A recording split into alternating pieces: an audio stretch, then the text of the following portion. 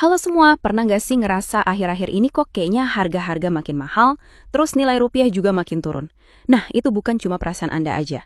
Hari ini, kita bakal bongkar kekuatan-kekuatan global apa aja yang lagi mengguncang ekonomi kita, dan yang paling penting, apa yang bisa kita lakuin buat siap-siap? Oke, kita langsung aja ya ke pokok permasalahannya. Baru-baru ini nilai tukar rupiah terhadap dolar Amerika Serikat nyentuh angka segini. Angka yang bikin banyak orang deg-degan. Dan ini bukan angka sembarangan loh.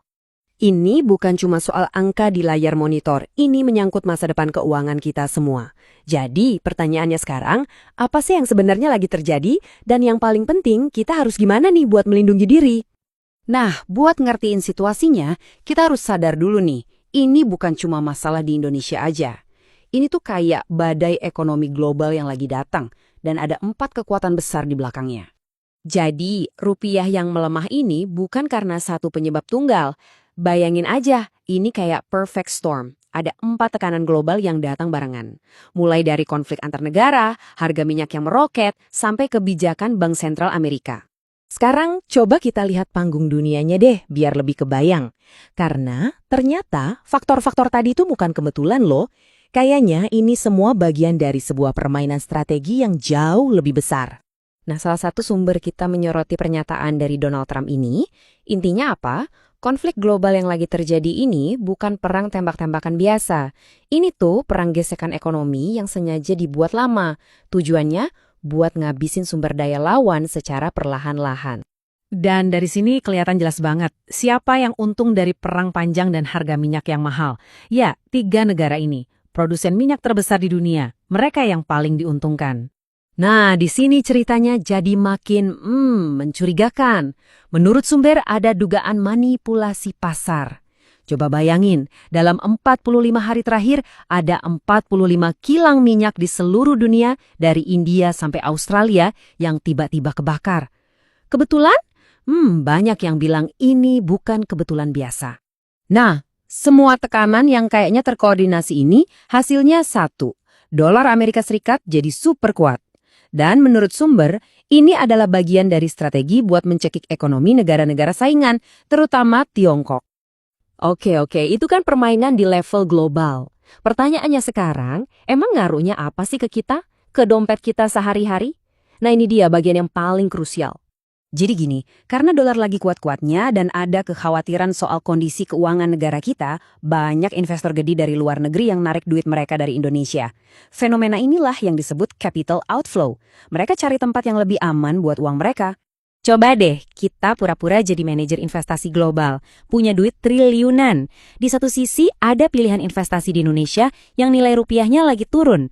Di sisi lain, ada saham-saham raksasa kayak Apple atau Microsoft di Amerika yang pakai dolar yang lagi perkasa. Kira-kira Anda bakal pilih yang mana? Jawabannya cukup jelas kan? Dan ini bukan cuma kira-kira loh, datanya benar-benar nunjukin itu. Lihat deh grafiknya. Kalau kita investasi di pasar saham Indonesia sejak 2011 dan diukur pakai dolar, nilainya malah minus 44%. Sebaliknya, kalau uang yang sama ditaruh di pasar saham dunia, nilainya justru terbang 150%. Jauh banget kan? Uang yang keluar dari Indonesia ini nyiptain efek domino. Harga barang impor jadi mahal. Coba bayangin, dari bubble wrap buat yang jualan online sampai bahan baku pabrik semuanya naik. Ujung-ujungnya yang kena ya bisnis dan kita-kita juga. Oke, cukup dengan berita buruknya. Sekarang, bagian yang paling penting, solusinya. Dengan semua info ini, gimana caranya kita bisa bikin semacam perisai keuangan buat ngelindungin diri dari badai ini? Ada rencana aksi 3 langkah yang praktis banget nih. Pertama, kencengin ikat pinggang. Serius, kurangi pengeluaran gak penting dan bangun dana darurat. Targetnya, punya simpenan setara 6 bulan kali pemasukannya, bukan pengeluaran. Kedua, perkuat posisi.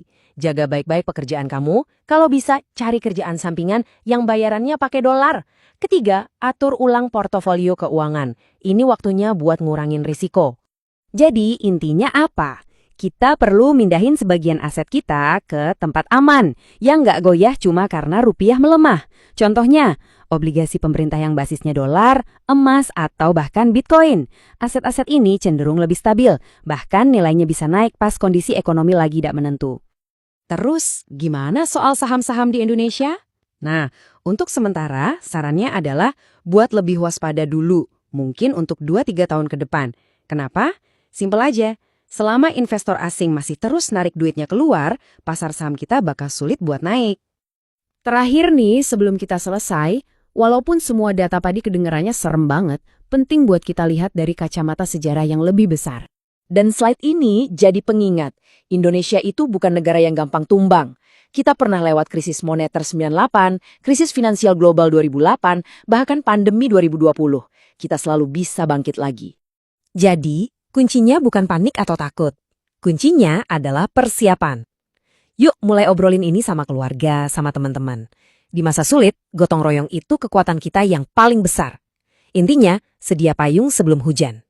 Pembahasan kita hari ini bukan cuma buat nambah wawasan ya. Ini adalah panggilan buat kita semua untuk bertindak. Coba sekarang, renungkan kondisi keuangan Anda masing-masing. Setelah tahu badai ini kemungkinan besar datang, langkah nyata pertama apa yang bakal Anda ambil hari ini?